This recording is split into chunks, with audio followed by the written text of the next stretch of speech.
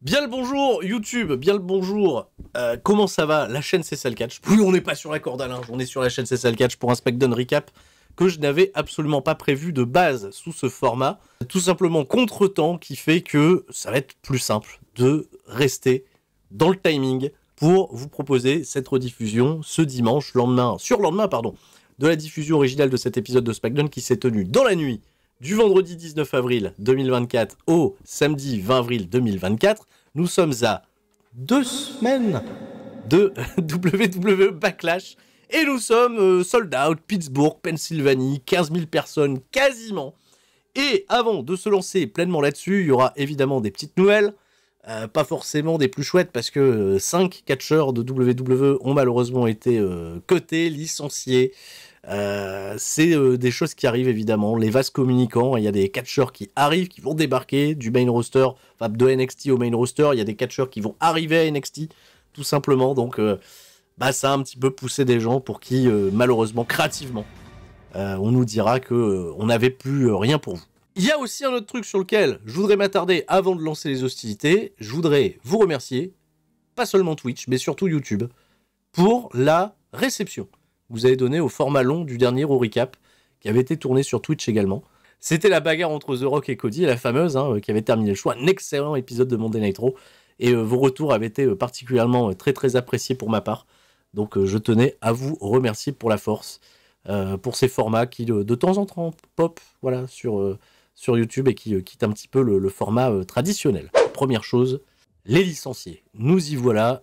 Le premier nom qui a fait très mal, je pense à beaucoup de gens, c'est le Maharaja, Jinder Mahal, qui avant que les réseaux et les sites de news nous en informent, il a dit qu'il abandonnait, le Maharaja est out, il a pris l'argent visiblement, c'est le petit smiley qu'il a mis, on a compris donc qu'il faisait partie de la liste des 5 personnes qui ont été cutées. Jinder Mahal, ancien champion WWE, un peu moqué malheureusement à trop nombreuses reprises dans sa carrière. Il a apporté sa pierre à l'édifice, il a fait du mieux qu'il pouvait. Jinder Mahal, c'était compliqué ces derniers mois de lui trouver des utilités. Il y a eu ce moment où il a de se fait buzzer parce qu'il devenait challenger au titre de Seth Rollins, buzzer dans pas toujours le bon sens du terme. Merci Jinder en tout cas, merci pour les bons moments. Bravo, courage pour la suite, que votre carrière se poursuive dans le monde du catch ou pas. Jinder Mahal, malheureusement, c'est le plus gros nom qui tombe. On a également les adieux, malheureusement, de Xia Li. Les adieux à la WWE. Xia Li fait partie également des cutés. On a tenté quelque chose de plutôt cool sur la saison passée contre Becky Lynch. J'ai trouvé que l'idée du programme qui avait été lancé entre les deux était pas mal, que le match qui avait lieu entre les deux était loin d'être décollant. Malheureusement, après sa défaite contre Becky Lynch, elle n'a pas du tout été élevée, Xia Li. Elle est retournée très très basse dans la carte. Elle faisait souvent partie des premières éliminées dans les batailles royales, dans les Rumble ou autre. Voilà, pas forcément très très bien utilisée. Un peu dommage pour ma part. J'ai l'impression qu'on n'a pas eu l'occasion de voir l'étendue de son potentiel. Probablement, ça peut s'inspirer pour tous les catcheurs qui font partie des licenciés. Probablement pas d'inspiration côté créatif pour lui en donner un petit peu plus. Pas dans la nouvelle ère de Triple H, malheureusement. Merci Xia Li. Merci pour tout, quelqu'un que je trouvais notamment très très sympathique sur les réseaux sociaux et qui dégageait vraiment beaucoup de joie et de bonne humeur. Monsieur Daniel Vidot aka Zion Queen, alors là, oui, créativement, je pense que c'était ultra complexe. Catcheur australien et pas néo-zélandais, merci de me corriger. Ancien rugbyman, de ce fait, qui a eu un début de quelque chose du côté de NXT, avec des squash étendus. Il y a ce fameux segment que je n'oublierai jamais, où il s'est mis à chanter le thème de Shawn Michaels face à Robbie, qui avait été drafté en tant que free agent la saison passée, n'est plus apparu nulle part, ou alors quasiment plus nulle part. Il n'avait pas pris un squash contre Braun Breaker pour la déconne? Ouais, j'en sais rien. Il a peut-être quitté NXT trop vite, c'est vrai. C'était pas mal sans être non plus exceptionnel. Peut-être que Daniel Vidot va rejoindre sa femme, Daniel Vidot, dans une autre compagnie. Parce que Daniel Vidot est marié à Daniel Vidot. Et ça, c'est beau quand même.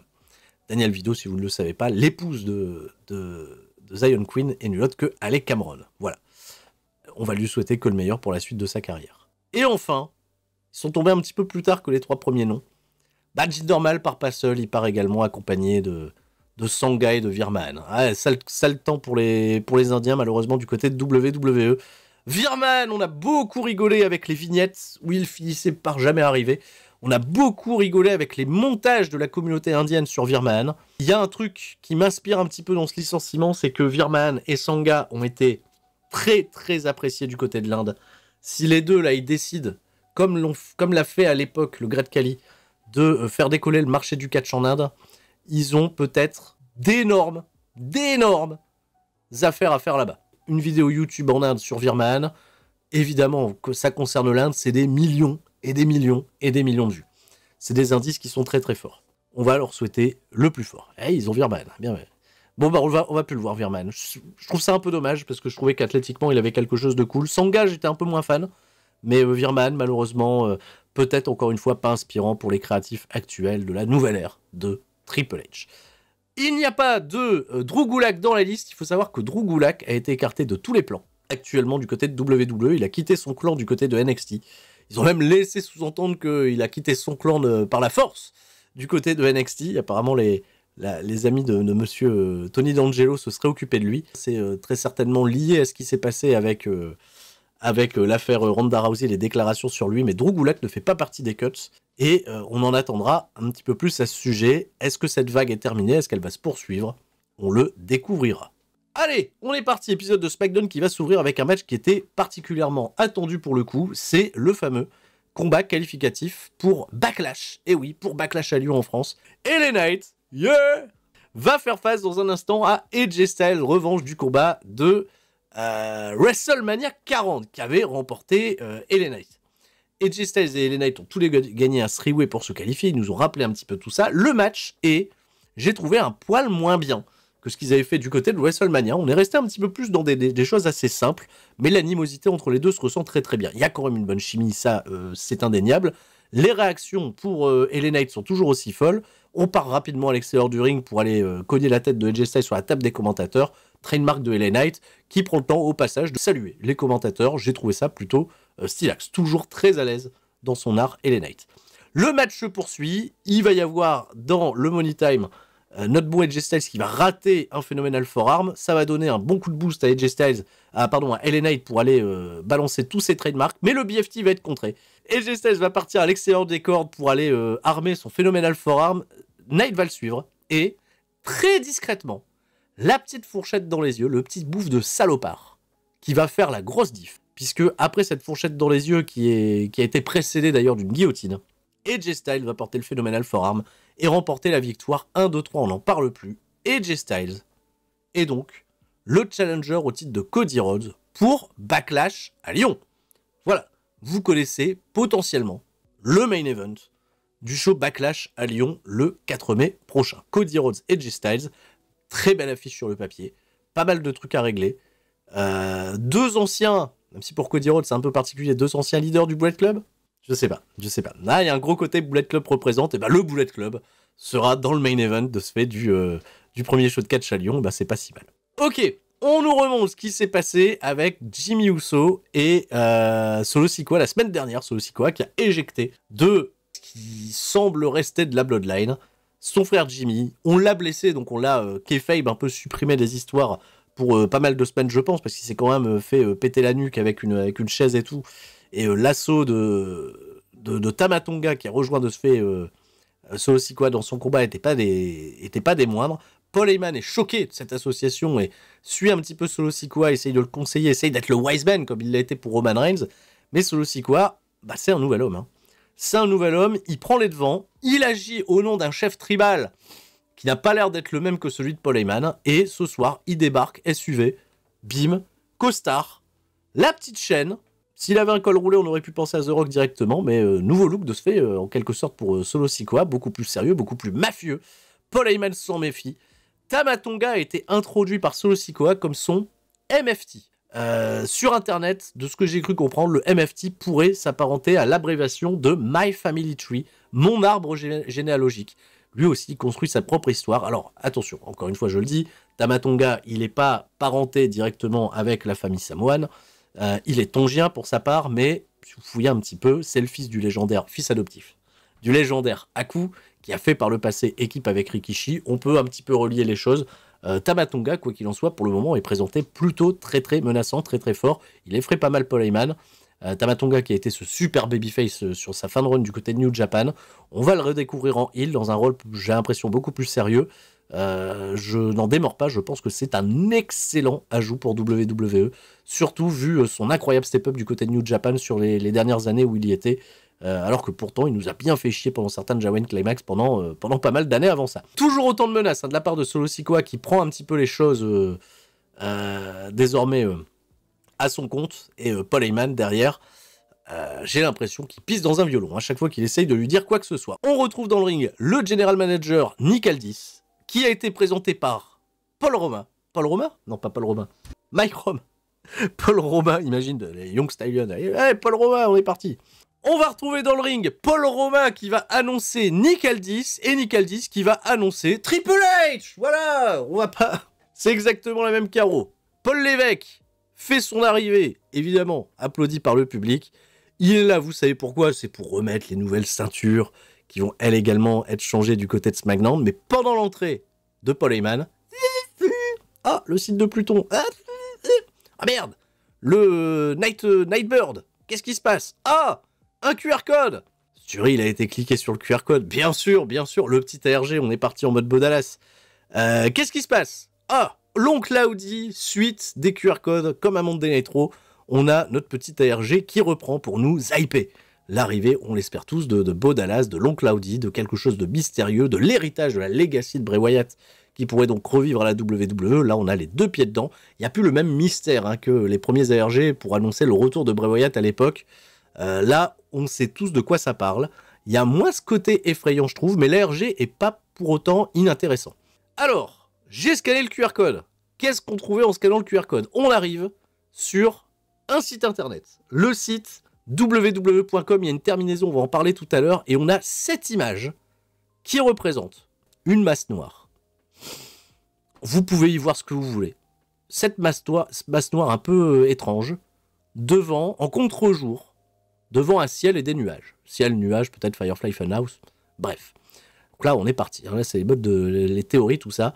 Je tenais d'ailleurs à signaler que j'ai pris pas mal de screens sur la page YouTube de Wrestling C ou C Wrestling, qui fait qui analyse beaucoup les théories. C'est un site anglophone ça analyse beaucoup les théories de ce qui se passe avec le Nightbird, et ça le faisait déjà à l'époque de Bray Wyatt.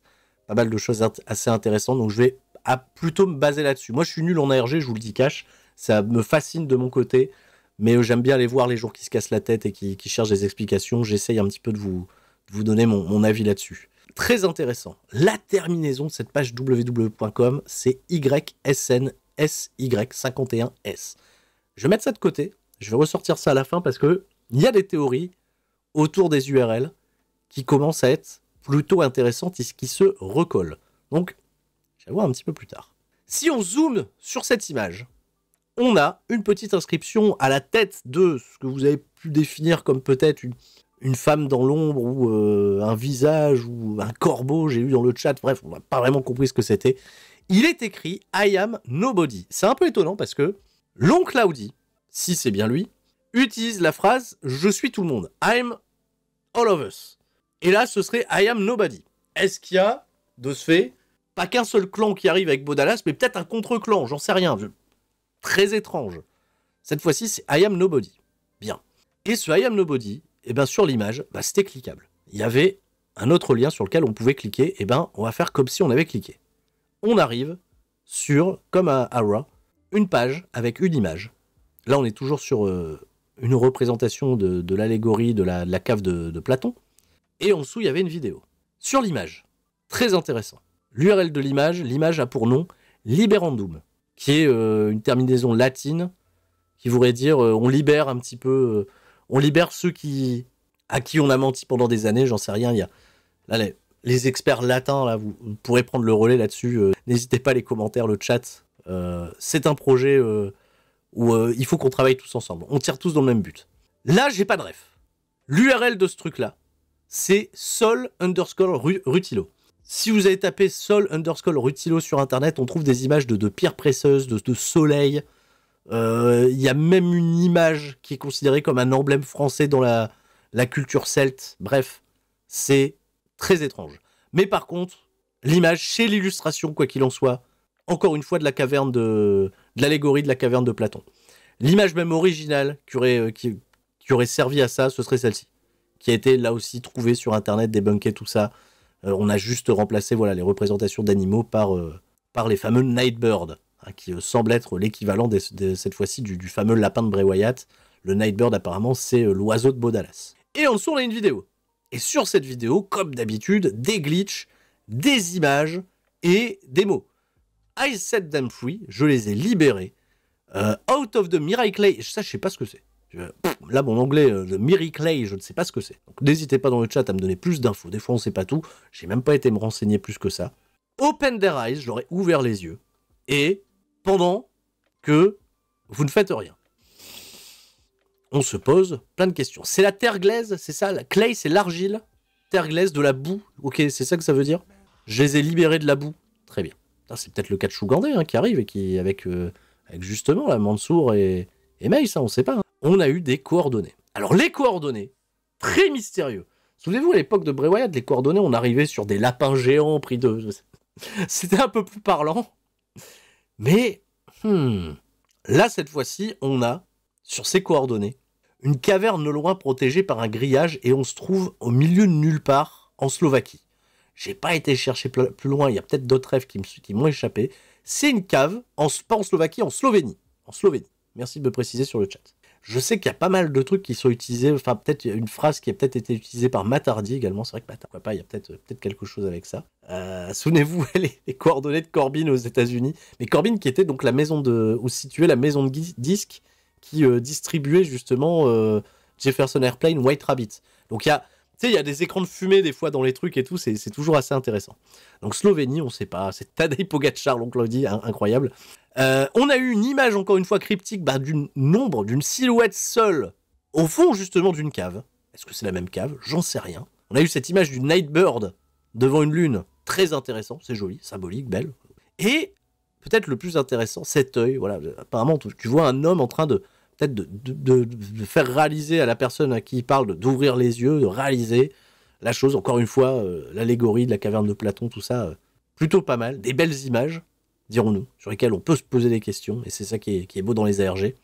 Et je reviens sur la première théorie qui a un petit peu été convenue avec les initiales de noms de catcheurs qu'on pouvait retrouver dans l'URL du QR code de lundi.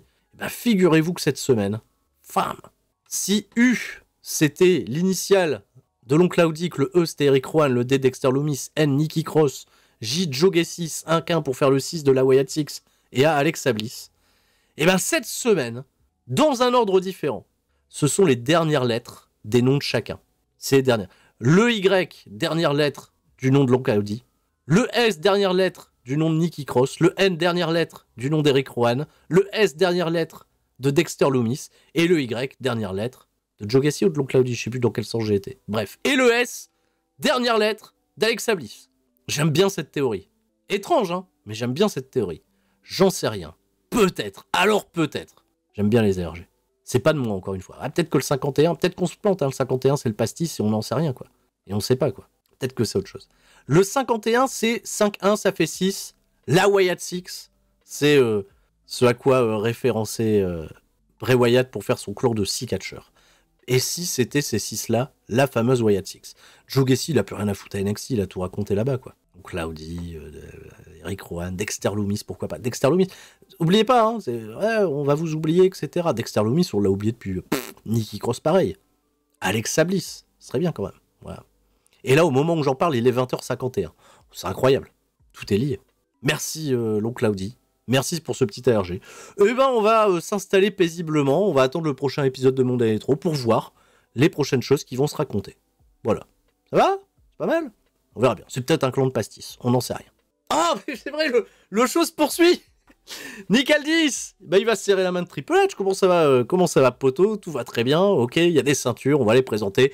On va pas perdre plus de temps. Accueillons d'abord les actuels champions par équipe de SmackDown. Les nouveaux champions par équipe de SmackDown, vu que les titres ont désormais été séparés, branche par branche.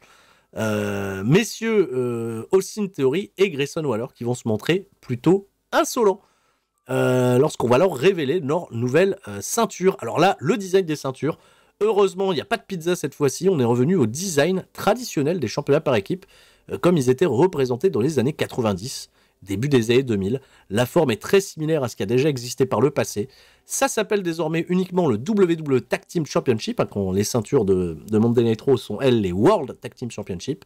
Là, on revient au WWE Tag Team Championship. J'aime beaucoup le design, le fait de revenir à quelque chose d'un peu rétro. Il y a, de ce fait, aucune couleur. Ça, voilà, c'est de l'or, c'est du noir. Il n'y a pas de couleur, il n'y a pas d'autre distinction. L'aspect, en tout cas, rétro est très très cool. Il y a un aigle, il y a la Batmombe. C'est bien. Je trouve ça plutôt cool. Je les trouve plus belles que Raw, après les goûts, les couleurs. Je suis un peu content qu'on revienne à ce design un peu rétro, pour le coup. Triple H, donc, il voulait féliciter les nouveaux champions. Soyez-en dignes, messieurs, etc. Et Grayson Waller, le con, il a mis un vent à Triple H. Il a fait style de lui serrer la main pour serrer la main d'Austin Theory. Triple H, il est resté pantois. Il a fait quoi? Attendez. C'est qui ces petits cons là qui manquent de respect? Nick Aldis, il est arrivé, il a dit faut pas faire attention à eux, etc. Par contre, Nick Aldis, il les engueulait derrière. Parce que on fait pas ça à Triple H, enfin. C'était marrant de voir Triple H réagir juste. Hein? Et de pas s'énerver, tu sais, peut pas s'énerver, son cœur, on pense à lui évidemment. Mais je trouvais ça pas mal.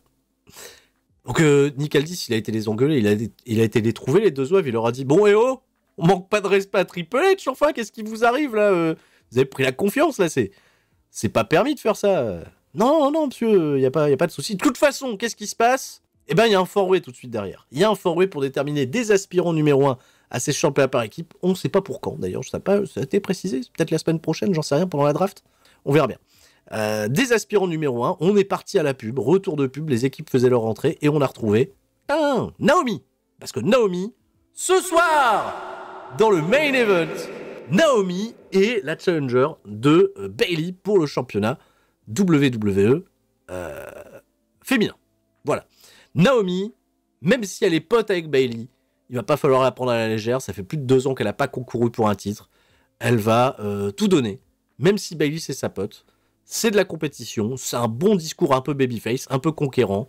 Naomi, elle était très bien au micro et Kayla Braxton, elle a fait les passes death là où il fallait. Bonne petite promo. Le four-way par équipe pour déterminer les aspirants numéro 1 au titre. On a les Street Profits, on a Tyler Bate, on a Pete Dunne, on a Akam et Reza que j'ai trouvé très intéressant dans ce match, bien plus que tout ce qu'ils ont fait jusqu'à présent.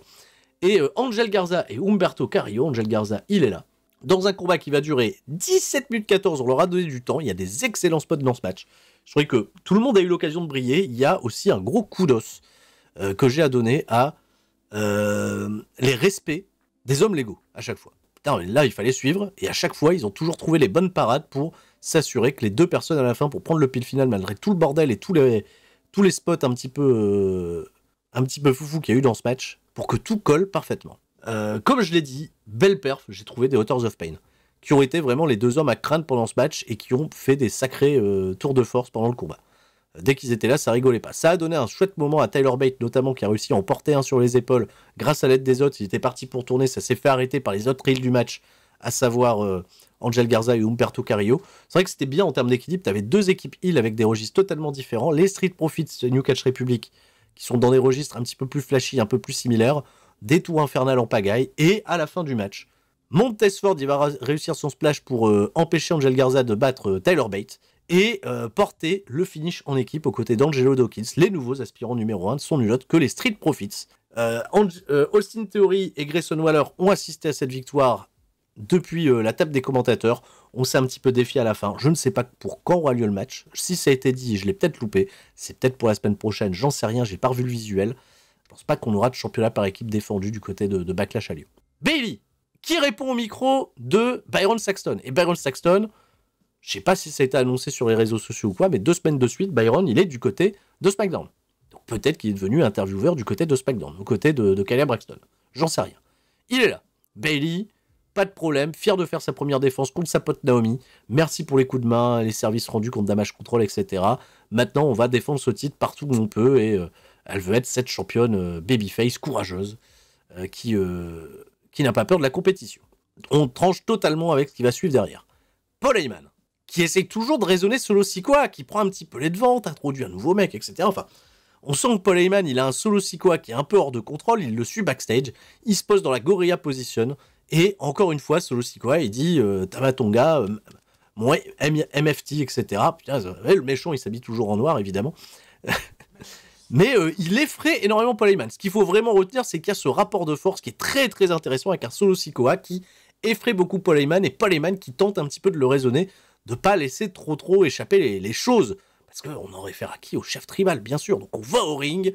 Grosse attitude de méchant pour Solo Sikoa, bien déter. Le glow-up est magnifique pour ma part. Notre bon ami Paul Heyman qui suit avec la mine un petit peu basse. Mais c'est lui qui va prendre le micro. Et il s'est passé un truc. Ça allait arriver. Ça devait arriver. Paul Heyman, qui présente un peu, tu vois, qui essaye un petit peu de faire bonne figure, de présenter le fait que la Bloodline va de l'avant, etc. Le public chante « We want Roman ». Et il y a 1 milliard de choses qui peuvent sortir de là. Oui, Roman Reigns, c'était pas lui le problème. On n'a jamais dit que c'était un problème. Roman Reigns, les gens le réclament, ça va tourner face au final. Évidemment qu'on va arriver, je pense, petit à petit dans une situation où on va avoir peut-être 2 Bloodlines qui vont se confronter avec un Solo Sikoa qui veut être calife à la place du calife. Ça le démange, même à l'époque où Roman Reigns était là. Roman Reigns, il a en plus de ça, on l'avait senti à plusieurs reprises, un petit peu peur des réactions impulsives de Solo Sikoa. Le seul problème que j'ai, moi, par rapport à tout ça, c'est que Solo Sikoa, pour builder justement sa nouvelle influence, il est quand même sur un 0,34 en termes de victoire qui va pas beaucoup l'aider. Mais bon, c'est pas grave. Donc Roman Reigns, quoi qu'il en soit, ce sera pas pour tout de suite. Et j'espère au plus tard le mieux. Il faut laisser de la place, beaucoup de place, pour établir Solo Sikoa, Tama Tonga, Roman Reigns. Pitié WWE, ne le faites pas revenir. Et je pense que ça sera pas dans les plans, ne le faites pas revenir avant cet été. Il faut attendre les grosses opportunités, les gros shows comme SummerSlam, pour vraiment builder quelque chose de fort, que tout le public le réclame de plus en plus. Let's fucking go. De ce fait, étant donné que les gens ont chanté pour Roman Reigns, Paul Heyman, il était sur le point de faire un petit message pour dire « Je peux comprendre que Roman Reigns, il vous manque, etc. » Il n'aura pas le temps de le dire. Solo Sikoa lui arrache le micro des mains. On sent qu'il y a encore plus, tu vois, ce conflit de Solo Sikoa ne veut pas être dans l'ombre de l'ancien chef tribal qui n'a pas été digne et qui n'a pas conservé le titre. Solo Sikoa veut s'émanciper et Solo Sikoa va se confronter de ce fait aux grosses huées de la part du public. On s'est limite retrouvé dans une situation à la Dominique Mysterio où on ne laissait pas Solo Sikoa en placer une. Et lui réagissait à chaque fois que les huées étaient un peu plus grandissantes. Et ça le vénère. Et donc il a fini quand même par parler. Et dans son discours, il a dit ici on règle des problèmes. Et j'ai oublié de le dire parce que dans tout la remontée des coulisses, des vestiaires, Solo Sikoa, Paul Heyman, Solo Sikoa, il a demandé un truc quand il est sorti de sa bagnole à Paul Heyman. Où est Kevin Owens? Kevin Owens, pourquoi lui? Tout simplement parce qu'il est passé sous le nez de Solo Sikoa pour aller dans le vestiaire de Cody Rhodes en se montrant peut-être un peu désobligeant. On veut faire passer des messages, les victoires, les défaites, ça compte. On va aller choper ce loser. Bah, Tama Tonga, il s'en est déjà occupé.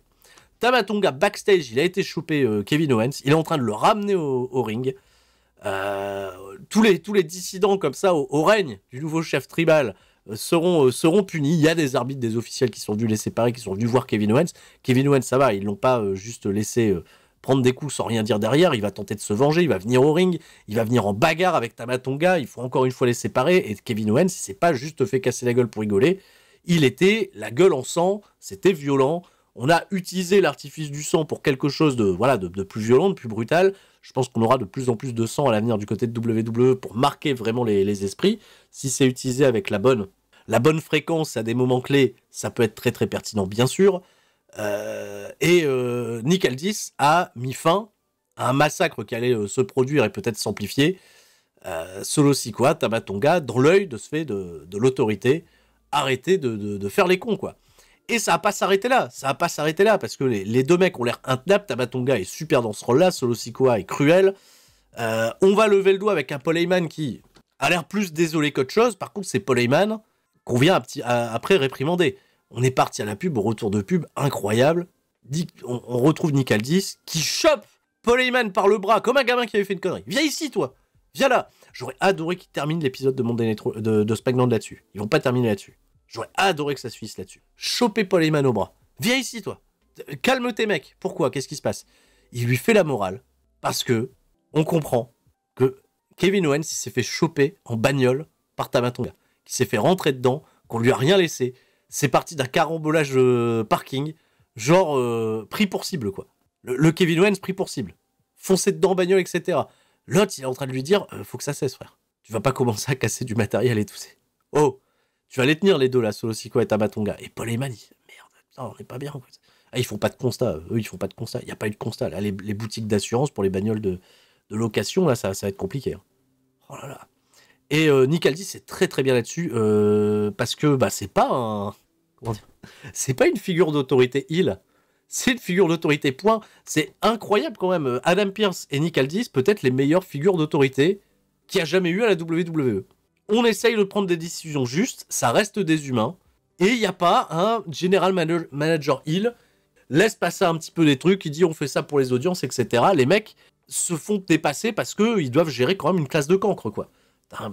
Solo Sikoa et Tamatonga, ils foutent la merde, il faut aller un petit peu resserrer la vis, et c'est le pater qui va traquer, quoi. C'est le conseiller en orientation, Paul Heyman, faut aller le chercher, quoi.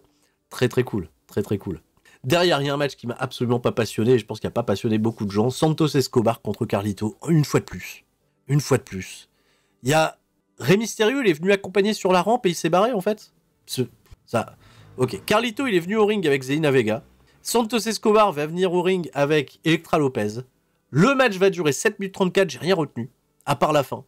À savoir, on a sonné les cloches de Carlito quand l'arbitre regardait pas avec l'aide des cordes. Derrière, il a porté son finish 1-2-3. Il y a eu un petit peu de bagarre entre Elektra et Zelina Vega. Dans mon esprit, on était en train de passer à autre chose. Dans mon esprit, les Legado del Fantasma, ça y est, ils partaient en feud avec Bobby Lashley et Street Profits. Pas du tout. On revient à cette bonne vieille guerre Legado del Fantasma contre la LWO. Ils posent à la fin avec Elektra Lopez.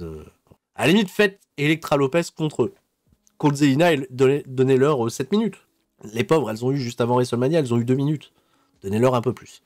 Après ça, on a retrouvé, c'était intéressant, dans les loges un peu VIP de l'arène, Damage Control, interviewé par Kayla Braxton. Elles comptent pas se laisser marcher dessus par rapport à ce qui s'est passé à Bayley, etc. Elles sont là pour assister à ça.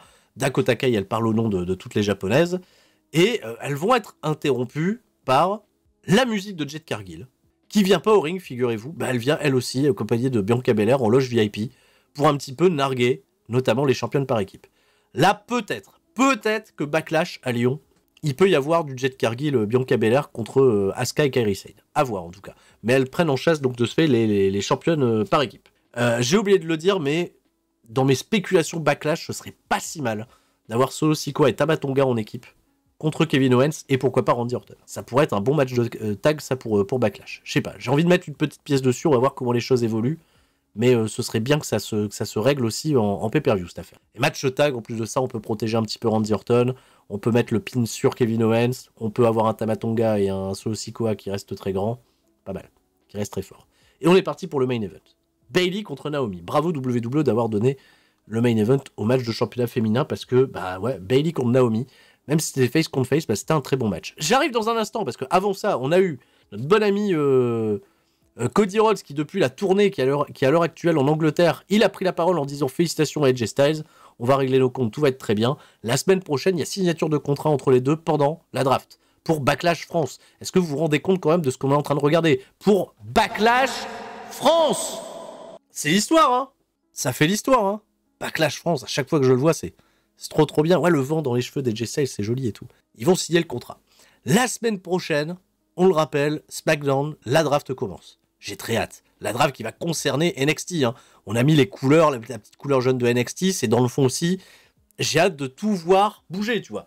Et par pitié, qu'il y ait des drafts qui vont également vers NXT, qu'il y ait des gens de Raw et de SmackDown qui partent du côté de NXT, des gens qu'on repackage par pitié, des gens qui sont là à attendre un petit peu comment ils vont être utilisés par la suite, envoyés du côté d'NXT par pitié, ça pourrait être bien ça. Ça s'est très très bien passé pour ces décisions-là l'année dernière, que ça soit avec Baron Corbin, que ça soit avec Mustafa Ali, malheureusement jusqu'à son renvoi ça a été plus dur, Dominique Mysterio, ne serait-ce que ça, Dominique Mysterio, ça a été super. Et il y a plein d'autres exemples, Natalia en ce moment c'est pas mal, Karrion Kross, pourquoi pas, retourner là-bas, si c'est compliqué pour lui de roster principal, on sait pas. Il y a pas mal de trucs qui peuvent être bien. Bayley donc de ce fait contre Naomi, c'était cool, c'était bien, c'était compétitif justement et c'était tout le point, ça a pas embarqué tout le monde non plus, et bon, ça s'est fini aussi de manière peut-être un peu regrettable. Dans ce que j'ai beaucoup aimé, c'est que j'ai vu énormément de contres plutôt astucieux, plutôt ambitieux. Il y a un super contre sur le finish de Bayley que j'ai adoré de la part de Naomi qui utilise son jeu de jambes parfaitement et ses kicks sont vraiment redoutables. C'est une Naomi, je trouve, beaucoup plus respectée qu'à certains moments. Et ça s'est terminé en no contest parce qu'on est parti à l'extérieur du ring à un moment donné. Bayley, elle a porté sa belly to belly sur la table des commentateurs. Et Tiffany Stratton est arrivée de nulle part. J'avais senti, hein, la défaite de Stratton la semaine dernière contre Naomi, ça allait très certainement propulser Tiffany Stratton dans la title picture. Le Sum, voilà, le Sum, elle vient buter tout le monde. Et elle fait un gros statement à la fin. Elle remet les meufs dans le ring. Et elle vient faire son prettiest moonsault ever. Et sur Bayley et sur Naomi en même temps. La grosse pause à la fin, c'est Tiffy Time. Et, bah pareil, peut-être une pièce sur Tiffany Stratton contre Bayley du côté de Backlash. Je m'attends vraiment à voir Bayley à Backlash. Bayley, elle fait partie de ces catcheuses qui peuvent avoir un immense accueil du côté de la France. Même quand elle était heel, elle avait été toujours accueillie d'une très très belle manière. Elle a dit énormément de bons mots au sujet de la France à chaque fois qu'elle a pu le faire dans les médias. Ce serait très validé, en tout cas. Et attention, Tiff Stratton, elle a ses fans. Tiff Stratton, elle a ses fans hardcore, ça peut être très très bien aussi, ça peut peut-être un peu partager le public, ça peut peut-être donner quelque chose de sauvage. Mais en tout cas, c'était une belle manière de remettre Tiff Stratton au premier plan. Il va y avoir très certainement un Tiff Stratton Naomi revanche, pour une victoire de Tiff Stratton. Et après, derrière, c'est parti, on décolle, quoi. Dans le public, il y a eu beaucoup d'interactions aussi, on a vu à plusieurs reprises des plans sur Damage Control et Bianca Belair, tout ça qui interagissaient entre elles. Peut-être que Tiff Stratton, elle va avoir le soutien de Damage Control, on n'en sait rien. Curieux en tout cas pour la suite, c'est ainsi que se termine cet épisode de SmackDown. J'ai passé globalement un bon moment, c'était peut-être pas l'épisode le plus simple parce qu'on se passe quand même de beaucoup de stars, dont notamment Cody Rhodes qui est pas là cette semaine parce qu'il couvre une tournée, Damian Priest c'est du côté de Monday Night Raw, tout ça, donc il a fallu un petit peu équilibrer les choses, relancer des nouvelles pistes, introduire les nouveaux championnats par équipe, Santos Escobar Carlito le point faible, et bien sûr l'ARG Uncle Howdy qui se poursuit. Voilà, c'est tout pour WAM, c'est tout pour moi. Merci à tous. Merci d'avoir suivi ce SmackDown Recap en direct. Merci pour l'amour, merci pour les soutiens. Je monte tout ça et ça part évidemment sur YouTube. Merci d'avance YouTube pour les pouces bleus. On rappelle, petit pouce bleu. Merci beaucoup. Restez forts. Ciao, bye bye.